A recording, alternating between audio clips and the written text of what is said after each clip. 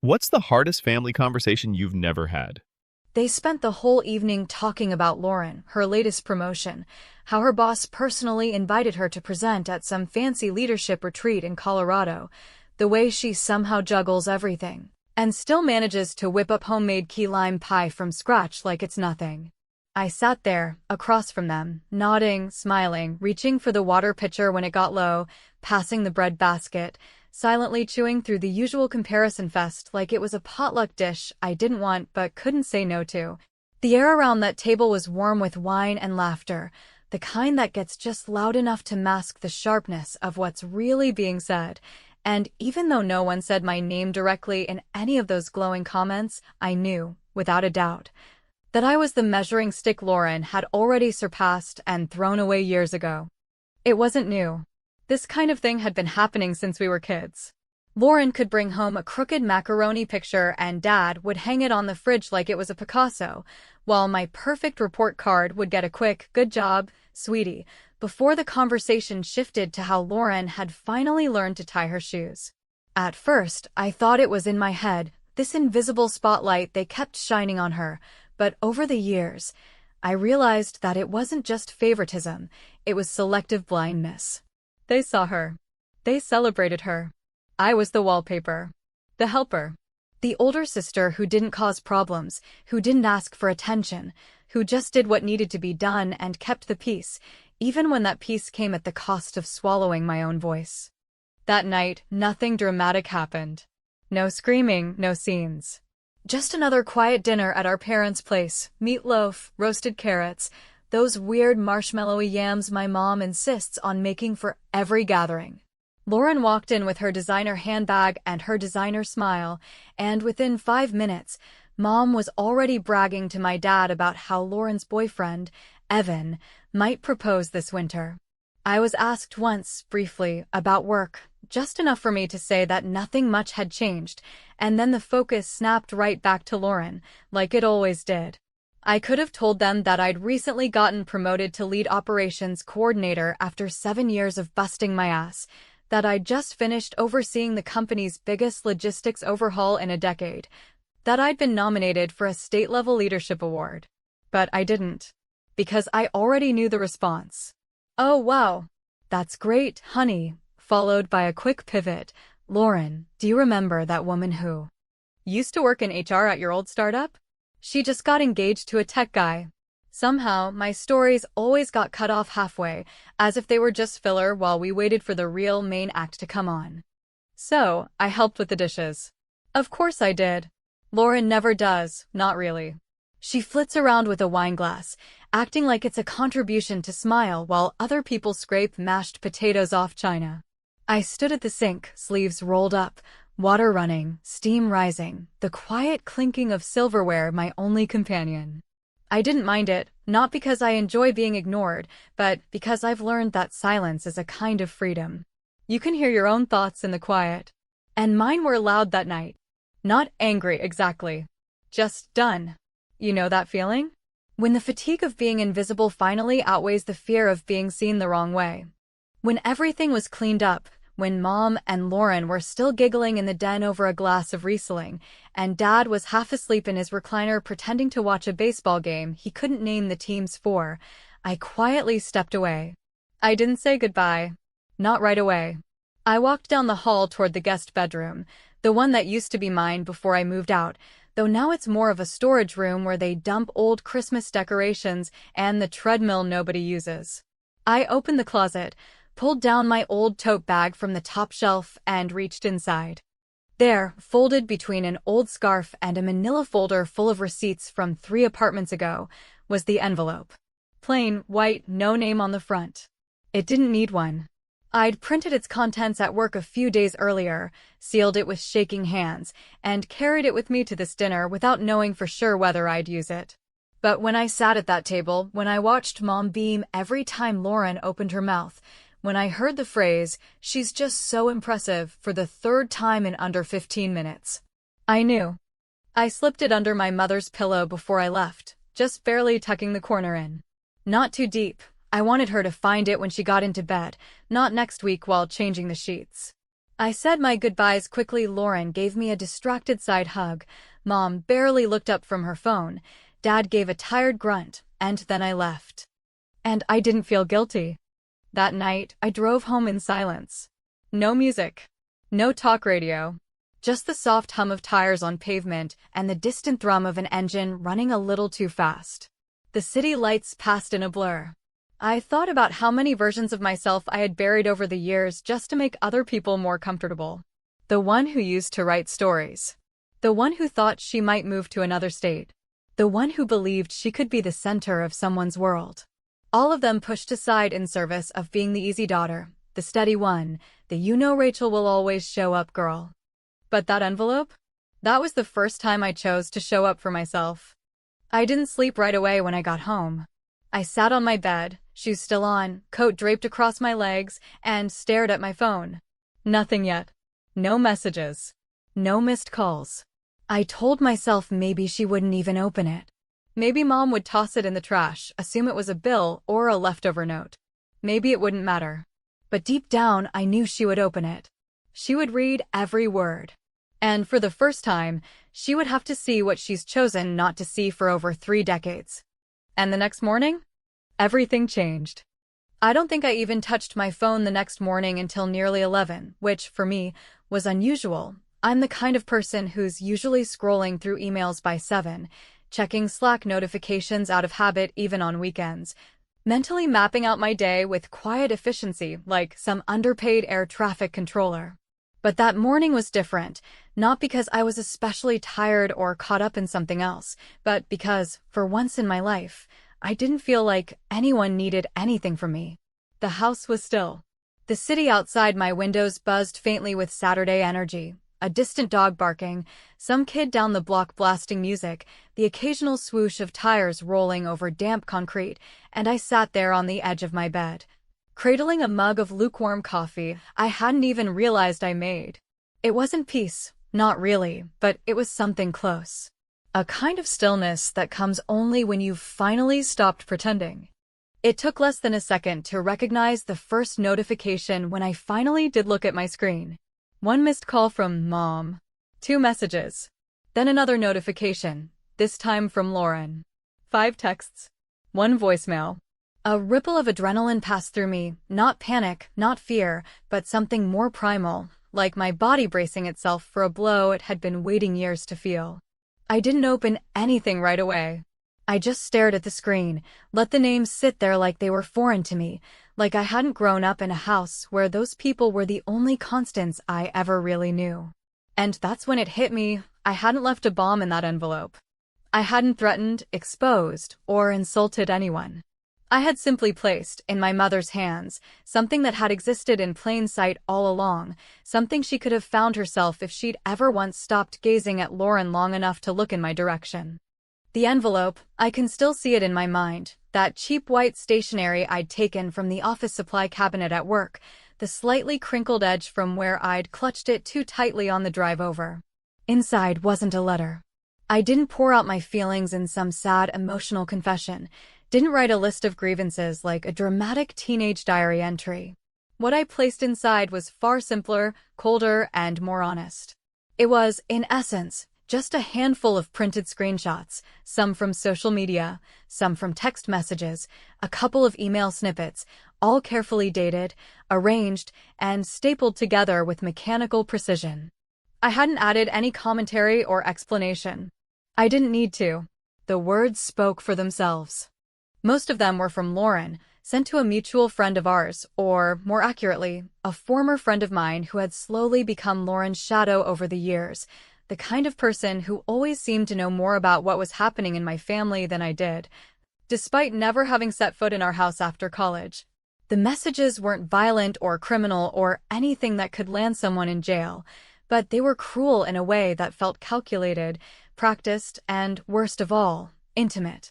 Lauren had written about me like I wasn't real, like I was some cautionary tale she used to boost her own image. Rachel's life is just sad. She's one of those people who peak in high school and then just kind of stall.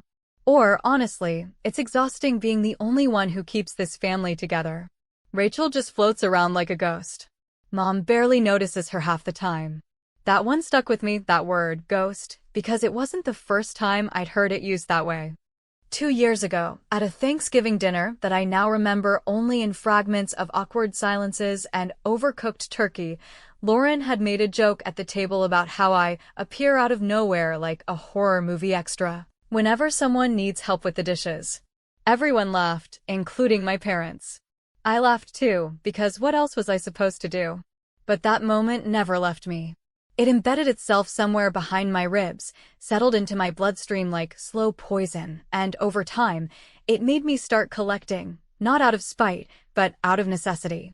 I started watching, remembering, saving things.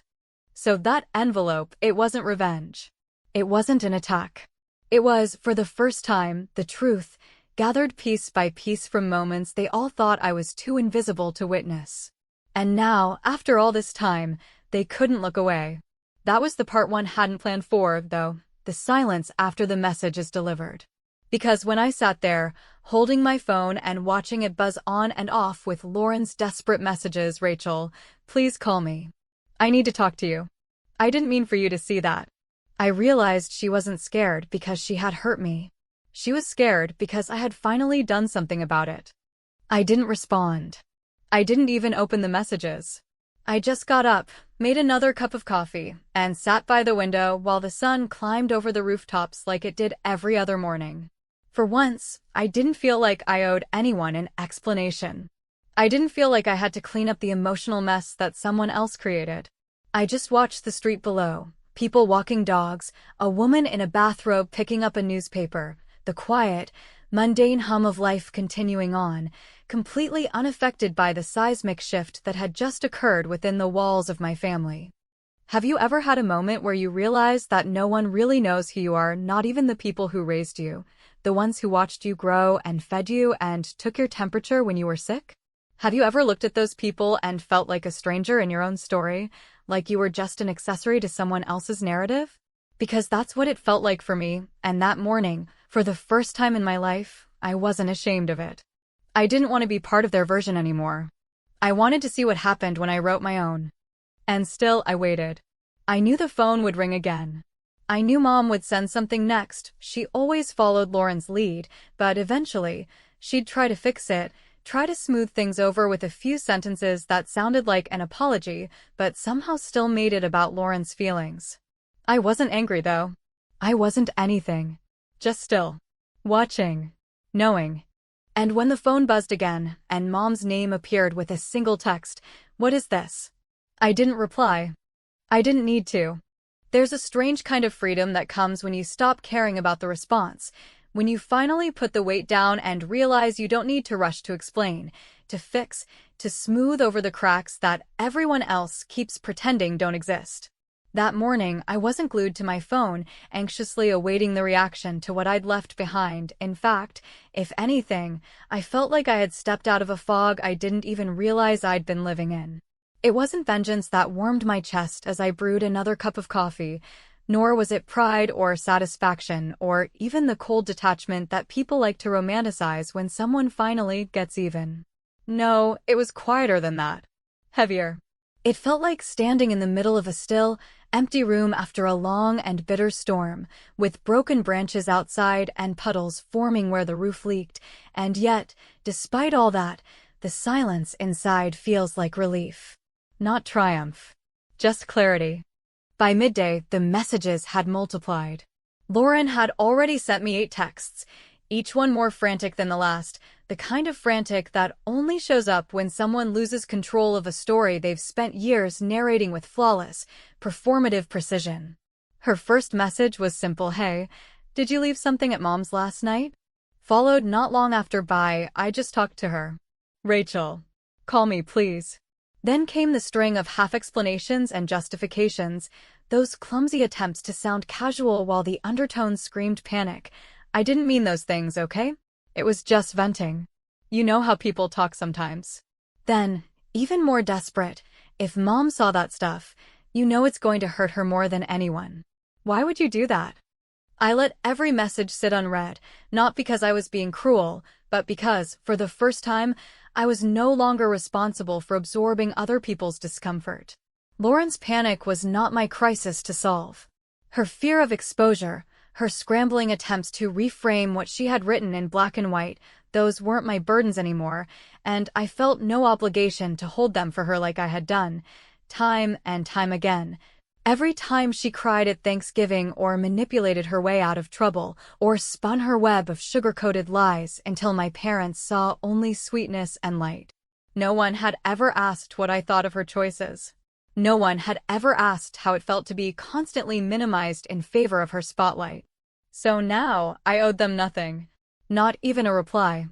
It wasn't until just after 2 in the afternoon that the first voicemail came through, a clipped, shaky recording from Lauren that began mid-breath, like she had hit the record button too fast and had no idea what to say once it started. "Rachel, listen, Her voice cracked, and then there was silence, followed by a hasty mumbled, "Can you call me back? Please." She sounded younger than she is, suddenly stripped of her practiced confidence, and there was a part of me, a small, reluctant part, that still reacted to that tone, the way you instinctively brace when someone cries even if you know the tears are calculated. But I didn't return the call. I didn't even listen to the whole message. I simply watched as more voicemails rolled in, another one from Lauren, one from Mom, then another from Lauren, and then a text from my dad, surprisingly brief. "Can we talk?"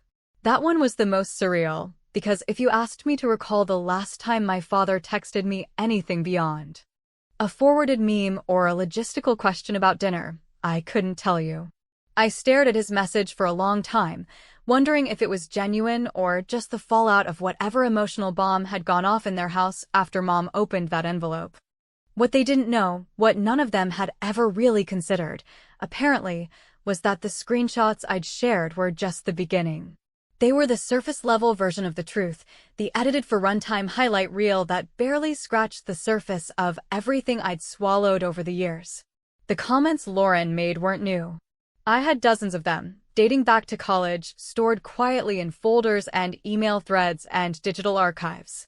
I had messages where she called me pathetic, said I would never be successful because I lacked the instinct to win, where she mocked me for being alone, for never bringing a boyfriend to family events, for aging like a middle school librarian, while she pranced around in her curated Instagram life of filters and fake philanthropy.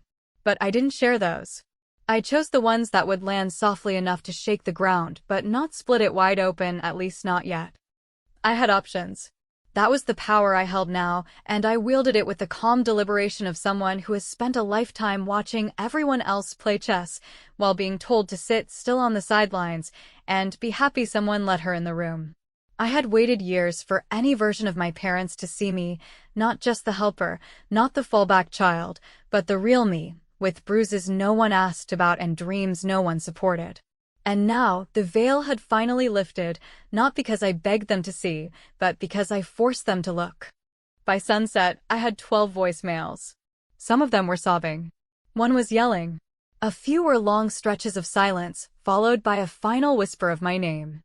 The last one that came in that night was from Lauren. No intro. No explanations. Just a breathless, broken, "You could ruin everything. Please. Just tell me what you want." And I listened to that one twice. Not because I needed to hear the desperation, though I won't lie, it felt like oxygen after years of suffocating in her shadow, but because, somewhere in that last sentence, something had shifted. For the first time in our lives, she wasn't performing.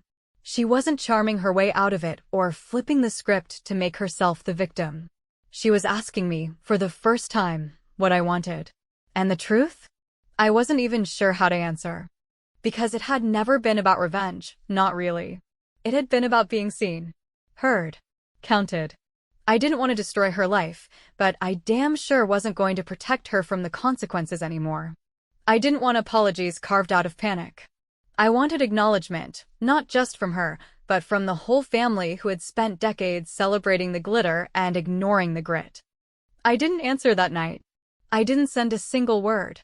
I watched the sky turn dark and the world slow down, and I felt something inside me begin to shift, not toward forgiveness, not yet, but toward something even more powerful, ownership. Of my story, of my voice, of my right to be the one who decides what happens next. and I knew, without question, that they were all still waiting for me to do what I'd always done: pick up the pieces, make the peace, slip back into the quiet role, and let them pretend none of this ever happened. But this time, I wasn't going to make it that easy. There's a particular kind of memory that doesn't surface all at once, not in a clean, cinematic flashback, but in scattered pieces that emerge unexpectedly: the clink of a spoon against a porcelain plate, the smell of overcooked green beans, the echo of forced laughter coming from the next room, fragments that sneak in through the back door of your thoughts when you least expect them. And as I sat alone that evening, the phone silent now after a full day of buzzing and ringing and frantic digital voices demanding clarity, closure, or forgiveness, what came to me wasn't the chaos of the last 24 hours or the satisfaction of knowing I'd finally flipped the script. No, what came to me was a memory so mundane it almost felt absurd that it carried such weight. A dinner years ago, when I was maybe 23, home from grad school, sitting quietly at the same family table, watching Lauren announce with mock humility that she had been cast in the lead of some local theater production, and watching as my parents' faces lit up with the kind of unfiltered joy that, for whatever reason, I had never been able to spark, no matter what I did. I remember that moment not because it was particularly dramatic. There was no fight, no betrayal, no stingingly cruel comment tossed my way, but because it was the first time I felt, with bone-deep certainty, that my role in this family had been assigned without my consent, and that no matter how much I achieved or how quietly I held everything together in the background, I would always be the one left clearing the plates while someone else basked in the applause. So much of my adult life had been spent in that same quiet pattern: showing up, making things easier, smiling politely while people talked over me, then going home with an ache in my chest I could never quite name. I think part of me believed, foolishly perhaps, that there would be a moment, some definitive event or gesture or accident of fate, when my parents would finally see me not just as the reliable daughter who never asked for much, but as a fully formed person with her own fears, her own triumphs, her own inner world too complex to be reduced to "she's just private," or "Rachel, she doesn't like attention." But that moment never came, not when I graduated with honors, not when I moved across the country for a job that terrified and thrilled me in equal measure, not even when I helped Mom navigate her post-surgery recovery last year, canceling meetings and flying home without being asked. Instead, the script remained unchanged, and Lauren, golden, radiant, endlessly praised Lauren, continued to occupy center stage, even when her life choices were riddled with chaos, contradictions, and quiet cruelty. She worked hard to keep hidden from view. And it wasn't just that she was the favorite. That word is too simple, too childish to encapsulate what it really was. It was more like she was the lens through which they saw everything, and I was the background blur they had learned not to notice, unless something was wrong, unless something needed fixing. And now, after that envelope, after the messages and the voicemails and the pleading undertones that painted Lauren not as the perfect daughter, but as someone deeply afraid of what the truth might cost her, I found myself revisiting every dinner, every conversation, every moment I had edited in my mind just to keep the peace, and I realized, with a slow, aching clarity, that my silence had not been noble. It had been complicit. I watched one of the old home videos that night, one of the dozens Dad had insisted on filming when we were kids, back when camcorders were bulky and battery life was unpredictable. And every birthday or Christmas or summer picnic came with grainy footage of our family in motion. In the video, Lauren is about 9, I'm 12, and she's holding a sparkler in each hand, twirling in slow circles in our backyard while our parents cheer from the porch. I'm sitting on the steps, half smiling, holding a plate of watermelon slices I'd just brought out. No one calls my name. No one pans the camera my way. I am there, plainly, visibly there, and yet it's as if I don't exist in the narrative being recorded. It would have been easy, in that moment, to let the old bitterness rise again, to stoke the fires of resentment and let it burn through the whole memory, reducing it to just another example of being overlooked. But what I felt, surprisingly, was not anger. It was grief. Not for what happened, but for what never did, for the childhood I never truly got to inhabit, for the validation I stopped expecting before I was old enough to understand what that even meant, for the version of myself that might have bloomed if someone had just turned the camera in my direction for once and said, "Tell us what you think, Rachel." Later that night, long after the sun had set and the streetlights outside cast long, flickering shadows on the floor of my apartment, I composed a single message to Lauren. It wasn't angry or theatrical or loaded with threats. It was short, and it said only this: "Now you know how it feels to be the background." I didn't expect a reply, though I knew I would get one. Lauren never lets anything go unanswered, not when her image is at stake. And sure enough, within minutes, another flood of texts came through, begging, bargaining, pleading for me to at least talk to Mom, to reassure her, to stop making this worse, as if the simple act of revealing the truth was the crime, not the truth itself. But I ignored them all. Because by then, I had decided I wasn't going to have another dinner like the last one. Not ever again. No more sitting at tables where my presence was treated as a given and my silence as gratitude. No more laughing at jokes made at my expense. No more polite nodding while someone else's mediocre achievements were paraded around like trophies. No more pretending that loyalty to family means enduring emotional invisibility just to keep the holidays civil. I had finally stopped asking to be included in a story that never bothered to write me in, and now I was writing my own. They could rage, they could cry, they could call me selfish or dramatic or cruel, but the truth was, and always had been, far simpler than they wanted to admit. I had never asked for more than what any child hopes to receive. Not praise, not perfection, not even fairness. Just the chance to be seen. Just the chance to matter. And now that I had claimed that chance, in my own quiet, calculated way, I knew, without a doubt, that they would never look at me the same again. Which, finally, was the point. There's a silence that comes not when the shouting stops, but when the echo of everything you never said finally settles inside you with a strange, unnerving weight, not sharp, not loud, not even painful anymore. Just heavy in the way that makes you realize how much space you've spent your entire life giving to other people's needs, their comfort, their expectations, while quietly folding yourself into smaller and smaller shapes to fit within the boxes they built around you without asking whether you ever wanted to live there in the first place. That was the silence I woke up to the next morning, not the kind that drapes itself in peace or offers clarity, but the kind that follows upheaval. When the smoke is still hanging in the air and you're not sure yet what's been destroyed and what might still be standing underneath the rubble of everything that just collapsed. My phone, for the first time in nearly 2 days, was completely still. No new notifications. No missed calls. No anxious texts from Lauren laced with performative regret or passive-aggressive guilt. Just the digital emptiness that follows emotional implosion. And even though a small, well-trained part of me, the old version of myself who had spent a lifetime anticipating everyone else's emotions like a second job, wanted to interpret that silence as danger, as a warning that something worse was coming. The newer part, the quieter but stronger part that had been growing inside me ever since I left that envelope beneath my mother's pillow, knew that what I was feeling wasn't dread. It was liberation. For the first time in years, maybe ever, I didn't have to worry about how someone else was going to spin the narrative. I didn't have to brace myself for being cast as the villain or the problem or the emotional one who just took things too personally. Because now, the truth had done what years of patience and politeness and strategic silence could never do. It had created a crack in the story my family had clung to for decades, and there was no patching it up with soft apologies or forced smiles or one of those "you know she didn't mean it like that" dismissals that had always come standard whenever Lauren said something cruel, and then batted her eyelashes like innocence was something she could purchase with charm.